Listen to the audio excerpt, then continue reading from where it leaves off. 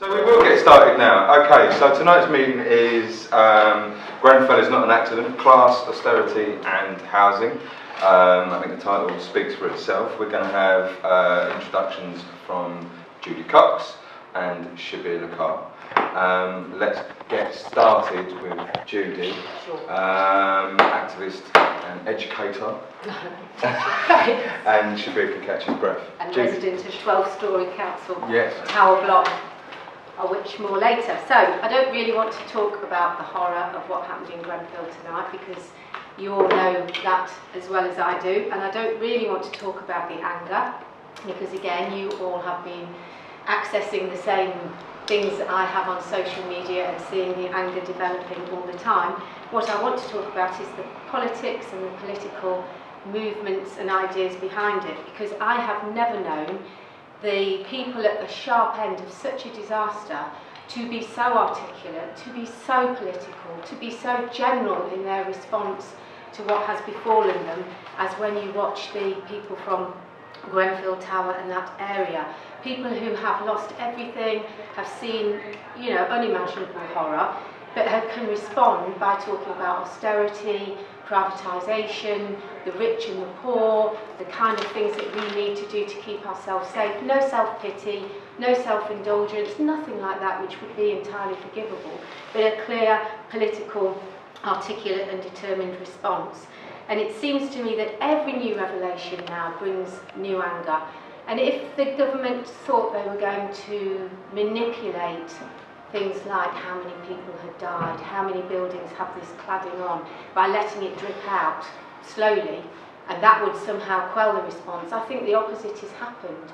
The fact that every day there is another revelation about missed opportunities to deal with Grenfell Tower, about the number of casualties in Grenfell Tower, and this is today, and they can't even decide how many tower blocks around the country may or may not have the same cladding. And this is, they say, an urgent inquiry into how many people may be tonight sleeping with their families in blocks with the same cladding. An urgent inquiry. How many days have passed when people must be thinking, if that happened to me, how would I get my children, my grandparent, my neighbour's family, how would we get out of our block? And I think there are two things that really lie behind this political response to Grenfell. And the first is that Grenfell Tower has shone a light on so much about our society that those in charge want to keep hidden. It shone a light on austerity, on deregulation, on this setting up of quangos between those responsible and those at the receiving end of services, so nobody really knows who's responsible. It's shone a light on racism, because I think we can say certainly, had there been no Muslims living in Grenfell Tower, the death rate would have been higher, because it was Muslim families breaking the fast for Ramadan who were able to raise the alarm, who were able to warn their neighbours because they were awake at 1 or 2 having their iftar meal. And the fact that so many pools of people who belong to refugee communities, Muslim communities, black communities are in that kind of housing in itself tells us about racism. But I want to talk about class, because to me this is something that has come out absolutely profoundly. So I'm going to introduce you to Rock Fielding Mellon. His name is Rock Hugo Basil Fielding Mellon. He is the Deputy Leader of Kensington and Chelsea Borough Council. He is the Cabinet Minister responsible for regeneration, which of course is, as we know, is actually social cleansing. He is the Housing Minister. Here is his country, I'm not very good at the electronic, so I've done the old-fashioned vision. Here is his country estate. This belongs to his mum, who is the Countess of Weymouth and March. It sits in 5,000 acres. You can pay £9 to visit it, should you wish to. Its most exciting feature is the 300-foot fountain, which is the tallest gravity fountain in the world, and therefore people go to see it. Now, I'm sure you don't need me to point out how obscene it is that this man can have his 300-foot fountain where he was probably at least partially, if not wholly, responsible for denying sprinkler systems at Grenfell Towers and similar properties. Now, I wondered why an aristocrat like this man would be interested in serving on a council. And I thought, well, maybe it's some kind of Victorian philanthropic, thank you, urge to, give something back to society, of course. How naive. Of course he's not doing it for that reason. Of course not. He is the managing director of a company called Socially Conscious Capital, which in itself begs some questions. It is now he has applied to build 450 homes on his parents' estate in East Lothian. Here is a letter sent from the Tenants Association at Grenfell Tower saying, why is this man, Fielding Mellon, why is he bought a property off Latimer Road near Grenfell Towers, then voted through a massive regeneration project, which means social housing around his property will be torn down, but the property values around his property will, of course, guess what, rocket up. That's what this man, this unelected representative of inherited wealth, without any talent, without anything except family and connections, he is involved in deciding what happens to our tower blocks, what security, what safety provisions, and he is doing it not out of charity, of course not, but simply because he wants to make more money out of the system of deregulation and so on, and this is the system that allows him to do it. When you read in the Evening Standard that some of the residents in the luxury apartment block where some of the Grenfell tenants are going to be housed, not in the luxury bit, not in the £2 million bit with the swimming pool and the concierge, they're going to be in the social housing bit. And like me, some of you will have read what they said to the Evening Standard. We don't want people like that here. If they can't pay their rent, they should move out of London. They will bring down property prices. And it shines a light on the fact that our homes have become marketable commodities. The people who live in our homes have become expendable because we should be shipped out because of the obscenity of the property market in London. And so increasingly I'm thinking that the government response is not negligence and stupidity and incompetence and cruelty, although it is all those things. I think they just don't care about working class people, and they don't care that we know that they don't care. How else can you explain Theresa May boozing it up on champagne at the Savoy and a Tory party fundraiser days after Grenfell Tower? She can't go there, none of the council. I mean, why don't they roll their sleeves up and go down there and give out some of the donations or put their chauffeured cars to shipping people? Nothing. They stay away because they don't care. They are not in politics to care about people at the bottom of society. And so the second thing I want to talk about is the movement that was growing before Grenfell Tower, because I remember 30 years ago when the Herald of Free Enterprise went down. 200 people drowned. It was in some ways similar in that it was about profit over safety, about corner cutting to increase the profits of private companies, and there was anger. But it was not on this scale. It was the kind of anger that says, tighten up a few regulations, sack a few prominent people or lower down people, and we can get back to business as usual. And I think that's what they thought they could do over Grenfell Tower. Have a public inquiry, 6 months down the line, tighten up something or other, sack the chief executive of the council, and business as usual. It has not been business as usual, and I don't think it ever will be business as usual, because the movement was growing when Cameron got elected, and then we had Jeremy Corbyn elected. You know, when Trump was elected, and we had a fantastic movement of people who said no to Trump. When we've had terror attacks, which have led to horrible increases of racism, but the overwhelming response has not been towards authoritarianism and attacking civil rights and scapegoating Muslims. There's been an element of that, but the hate mongers are marginalised by those who argue for compassion, for solidarity, for unity, for a different way of looking at Britain's role in the world and so on. So I think this is a movement of protest, of humanity against market forces, of socialism, and I think it's a movement that Jeremy Corbyn didn't begin, but one that he has very much helped to share. And so in that context, we can change things. Now, I've become a bit of a housing bore, probably because of where I live, but a lot of people living in tower blocks now are worried about fire risk assessments. Have they been done? Did the council act on them? And I thought, who does them? Who does fire risk assessments? You'd think fire brigade, statutory body, licensed by the fire brigade. You'd be wrong. You can do a fire risk assessment if you think you are competent. This is what it says on the government website. Or if you're not sure you're competent, you can buy, any number of private companies will come and do it for you.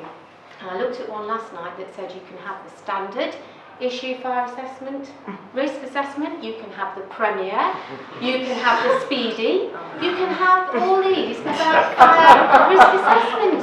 Some of them advertise that they're going to be carried out by retired FBU officers, but not all. We could set one up tonight. And there is nothing to say, there is no statutory requirement for your fire risk assessment body to be monitored, licensed, approved or anything like that. And they will not tell us from Kensington and Chelsea Borough, Tenants Management Organisation. We know that in 2010 they opted for a different fire risk assessment company who promised them they would be able to stand up to the FBU if they demanded too much. And that's now in housing, inside housing. See, I have become quite a housing board, but it's actually been in the Mirror as well, that they went for a cheap auction. It's a privatised process. We know what happens with privatised companies. It goes down and down, the profit margins go down, the services go down, and it's just true of fire assessments too. Now, because of the movement that was growing before, we can fight over these things and we can win. So a very small example, our council put up bollards along our pavement, very narrow road into our block, and we said, and we've been saying for about 5 years, fire engines could not get down this to the block where we live. After Grenfell Tower, we got on the emails, we got onto the council, we got onto the Lord Mayor, the Labour Lord Mayor of Tower Hamlets, and we said, if you don't take those bollards down, we will get sledgehammers. My partner, me, my neighbour Mahmouda, her daughter who's at school with my son, and we will get the press and we will smash the bollards up with sledgehammers. I think it was 2 days later, those bollards were down, every single one.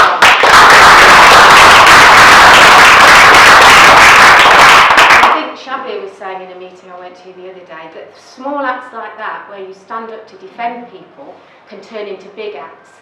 And if you multiply those acts of defiance and of confidence, then all those can feed into a bigger movement that says we're not going to have business as usual this time. We are riding on a movement and we want real change in society.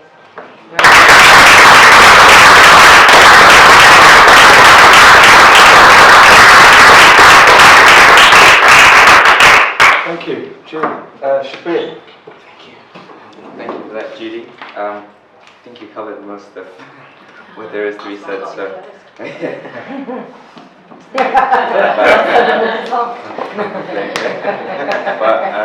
Yeah, so I'll try and be brief and I'll just talk a bit more about my personal experience and what I think is going on the ground. So I think Grenfell Tower in itself, as most of you will know, has become really a symbol of Tory Britain. It has really become a melting pot for a number of issues, from austerity to deregulation, to the class divide, to even the fact that the first known victim was a Syrian refugee, to why there were disabled people who were being housed on the 20th floor of a building, and all these things. And from being on the ground, like Judy mentioned, the community very much understands what's going on. It is very political, and rightfully so. And I think the only people who've tried to argue that it isn't political are the right-wingers. To help evacuate, then we're going to have to evacuate the whole building ourselves right now. And after a couple of days, when the company hadn't managed to put together all the other measures that had to be done, they were immediately taken to court, given a 6-figure fine. They had to reaccommodate everyone in the building and give them compensation. And this is a building that is on High Street, Kensington. It's next to embassies, it's next to mansions, and it's the same people, the very same council, the very same people in charge of this, who were in charge of Grenfell Tower. And not only did they not do anything like it, but they actively worked against it. They were told about it and they didn't do it. And it's ridiculous. And after the fire, they've played no part whatsoever in the relief efforts either.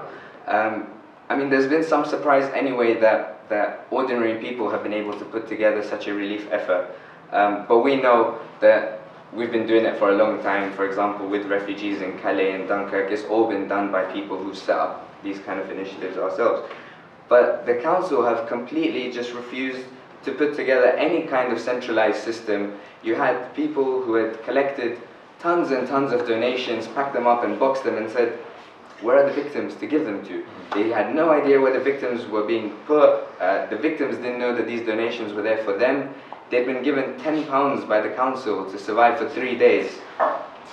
And, you know, insensitively as well, some of them were housed on the 14th floor of a building in Hammersmith. And so the anger is very much directed at the council and at the government. And people are asking why heads haven't rolled, why people haven't resigned, why people haven't been arrested. We saw today that Nicholas Holgate has been forced to resign, and the media was saying it's because of pressure from Sajid Javid. But it really isn't. It's because there's been such an uproar from people that they've been forced to do this. And we need to keep that pressure up to make sure everybody else who's responsible is also facing resignation and arrest, like the council leader Nick Paget-Brown, like Gavin Barwell, who's currently Theresa May's chief of staff, who had a report on these kind of issues for, I think it was 3 years, and did nothing about it. So, just to say in terms of what I think we should be doing now in order to try and fight for justice for Grenfell, I think because the political level is there already, and because we're in a situation where people are so politicized and they do understand what's going on, and it's really heightened at the moment, especially after the election and stuff, where people have been paying attention to politics, that we help to organize this anger and this energy towards taking down the government. So, for example, I think the first big thing is to have a big Justice for Grenfell block on the demonstration on the 1st of July. Now, I think it is a bit tricky because it very much has to be organized by people within the community. Like some of you might have seen, there was this day of rage called yesterday by Movement for Justice, and obviously the right-wing attacks on them as being violent and whatever were completely unfounded, and it was ridiculous. But at the same time, Movement for Justice did not organize that with the people of Grenfell, and there was there was anger at that, that potentially this could be something violent and could reflect negatively on the victims, and they hadn't been consulted about it or even asked to participate in it, really. So I think we need to figure out a way to get the people on the ground to direct the energy and the political knowledge that they already have in a productive way. There are some issues, and some people and some groups are a bit territorial about things, and they are worried about their anger and their movement being hijacked, understandably so. There are some groups who I won't name who are known to do these things, but there are a number of groups and a number of people, and I think we need to act fast in organizing that, and more longer term, you know, talking about these small actions around the country of defending tenants in high-rise buildings and helping them to organize against the council and mobilize. I think that's something we should all play a part in. When I mentioned it the other day, the example I gave was during the Battle of Cable Street in East London. You had Oswald Mosley's fascists promising people that they would, you know, on anti-establishment lines, that they would help them against evictions and the rest of it. And when it came down to it, they couldn't. And it was the Communist Party and Socialists who were able to get 200 people down and make a wall outside someone's building and stop them from being evicted by bailiffs. And that's what stopped fascism from spreading. And I think we need to do the same now. And hopefully we can discuss now more ways of getting involved and taking this forward. Thank you.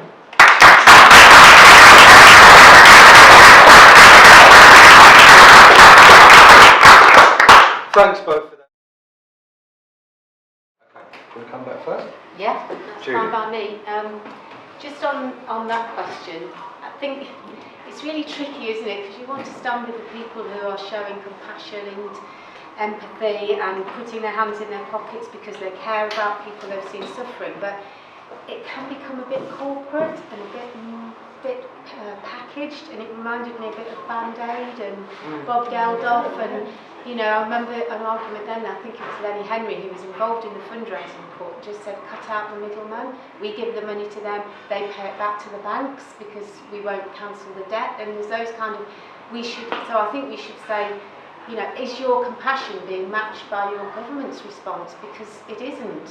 Is the generosity, and as Shabir pointed out, the organisational commitment and energy of ordinary people, is it being matched by those who are elected to do that and paid to do that for us? And it is clearly not. And on the unions, my union, East Tower Hamlets NUT branch, donated £500, and we've got a Green for Grenfell Day tomorrow. I think a lot of schools are doing it because it's quite difficult to talk to children about children burning to death in their own homes. It's not something that you can avoid because they've all seen it on the telly, but it's not, you don't want children to feel terrified, scared or nervous, but clearly those are discussions that the NUT is trying to help us to have. Housing and the way cities are organised in architecture is an incredibly political thing, as Morgan was saying, and it always has been. And as you were talking, I was thinking about after the Paris Commune, and the way that Paris was completely restructured to try and stop the poor getting, and I was thinking about some reading about the Russian Revolution and how they had rivers and bridges to stop workers occupying. It's always been there, hasn't it, that we want our citadels of wealth and luxury and we don't want the poor to get anywhere near to it, and London is beginning to approach that. And this whole, I read an article a while ago, I haven't really read it for tonight, I should do, and it was about how the property market in London is being used as a money laundering market, not exclusively by Russian, but by quite a number of rich people around the world, because it's so deregulated, because as people pointed out, you can buy a property and leave it empty and it will go up. So it's this incredibly complex web of criminality, of wealth, of obscene unaccountability, and caught in the middle of it are us social tenants and people who can't even get to be social tenants, so we're stuck in the market, the people that they want to socially cleanse. I think this is what the welfare cap and all these things are about. It's about pushing people out of the wealthy areas of London. The right to buy, the houses that were sold off first by Thatcher and then continued by New Labour, majority of those houses are now in private hands. Yeah. They didn't stay with the families, they didn't bring wealth to trickle down for generations, they are in private hands, and there's a whole erosion of democracy, a local democracy, that means this has happened. But the struggle for homes, for rent strikes, for decent sanitation, for decent sized homes according to how many children you've got, this has always happened as part of the working class movement, and it's always been highly contested. And I don't think there's anything wrong with tower blocks. I do know what you mean, there are inherent, but tower blocks can actually be beautiful, and they can, I actually love living at mine because I love the view and I love being where I live, but it's just that it's that neglect, and it's that contrast with where I live, Canary Wharf in the City of London, or with the rich parts of Kensington. It's that contrast where you know they've got it all and you haven't, and that's the thing that we need to contest again and challenge. It is fantastically accelerated at the moment, that process, isn't it? Because if you are prepared to reside over a system that ends up with children burning to death, then there is nothing left, there is nothing that you can say to justify that you can say to dampen people down, except don't be political. They are panicking. The reason I knew about this chappie is because he was in the Evening Standard because he'd had to not go to his family party because it was bad optics. Bad optics was how it was described. Otherwise he would have been there, no doubt, with the champagne. So I think that's probably as self-depriving as people like him get. And an indication that perhaps they are panicking a bit. He had to do his champers in private. It is accelerating really quickly, and it is a moment. We don't know how long the moment's going to be, but at the moment, the face has been ripped off the system, and it stands there, and it's disgusting, it's devouring, it's profiteering. And I know lots of people at work who went to the first victim's funeral because it was the East London Mosque, who went over to pray with the mosque. And the role of Muslim people, I don't know, Richard, I've not followed the news so much, but I've seen so many clips of young women with hijabs going, I don't know why I'm doing this, somebody else should be doing this, but I'm doing it because there's nobody else, and here's this, and they're organising it, and they're so articulate and so furious. And as John said, they've stepped into the gap. And small things now, when Jeremy Corbyn talks about requisitioning property, you've gone right to that property, right to that issue of profiting from where people live, and people's safety and lives over profit. It's such a small step, but it has huge ramifications. I can't believe ever in my life have you ever been able to say we should requisition the houses of the rich, and people go, yeah.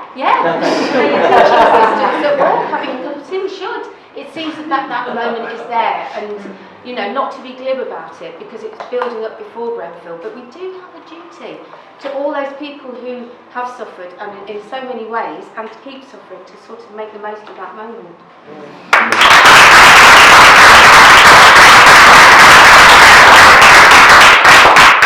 There's a few points I'm going to make. It might be all over the place, so bear with me. One is that in terms of talking about how conscious people are, not even just in the community, but wider. You know, I have a couple of friends who even I didn't manage to get to vote, even in this election. That's how unpolitical they are. But the day after Grenfell, I met them for an iftar. And they're the ones who were telling me, they were like, this is what the Tories have done, Theresa May has to go. They were the ones telling me. So that's the level of politicization this has reached.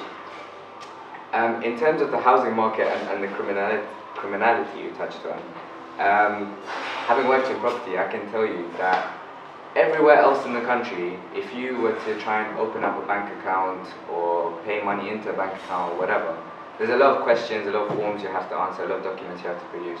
But if you go to any bank around Edgware Road or Mayfair or Knightsbridge, you can effectively rock up with tens of thousands of pounds in cash and deposit it into any account without any proof of anything. And this is literally what the property market in central London is being used for. And it isn't just Russian oligarchs. There's some, I would say about 50% of people who live in this country but register offshore companies and launder it that way. A lot of the royal families of Middle Eastern countries and those kind of people. And that really is, I think, one of the main issues in this, as has been pointed out already, in how our housing has become a commodity and even a black market for money laundering. And one of the problems with social housing in these areas, and something that I'm worried about, 375 High Street, Kensington, where the survivors are going to be housed, is the fact that the land value of these buildings is so high that it's unattractive or unappealing for the council or for property developers to have social housing there. And so under the Conservatives' right to buy scheme, you have private investors who approach council tenants, offer to help them buy their property and then take it off them. And there's one building in Knightsbridge right opposite the French embassy, which is a massive building. I think it had some 600 flats or something. Which is exactly what happened, and this was by the Dubai royal family themselves. And I remember that someone telling me how there were a few council tenants who were refusing to leave, and how they were harassed into selling their property.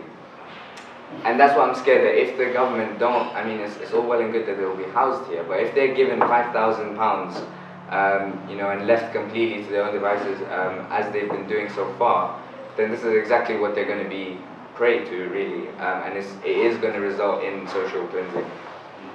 And I think one of the other contrasts is that in the richer blocks, you see investors purchase multiple flats and then break the walls between them, make it into a massive, huge penthouse. I mean, you have one 6-bedroom something penthouse, literally up not that far from Grenfell, like a mile down the road, which was being advertised for rent for £50,000 a week, and that's the kind of contrast you have, yeah.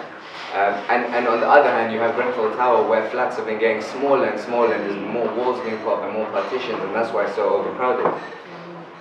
And with regards to to how councils' resources have been stripped away. I think that applies almost everywhere in the country. But with Kensington, it's a bit unique because they have almost a £300 million surplus. So they're just completely indefensible, even away from central government in terms of their own, actions and decisions. And there was one really disgusting article I read on Bloomberg, where the author was saying basically, in such situations when it comes to regulation, you have to leave cost-benefit analysis to the market, because where the council didn't spend money on sprinkler systems, they potentially spent it saving lives somewhere else. And it was basically justifying it, and it was disgusting, and I think it showed really where the market's perspective is on this and how it is inherent to this issue that the enemy is free market fundamentalism. In terms of the inquest versus the inquiry, this was an issue right after it happened. There was a lot of talk about an inquiry is not the way to go, we should have an inquest. Since then, I think what people have realized is that in either situation, it will most likely be government-led, it will take ages, we won't get any answers, and no one will be held to account. And so I think the idea of a people's inquest is great if it's something we can pull off. But either way, it's going to have to be done by us. It's not going to be any government announced inquest or inquiry that will produce any results that we want. And also on the Simon Cowell song, it's just and I think it's disgusting because he is someone who has a property in Holland Park and has multiple other properties around the world. He lives half the year in LA, and this is his way of giving back to the community. And that's, I'm not a part of the problem anymore. And we can't let them get away with it. So. Yeah. Thank you.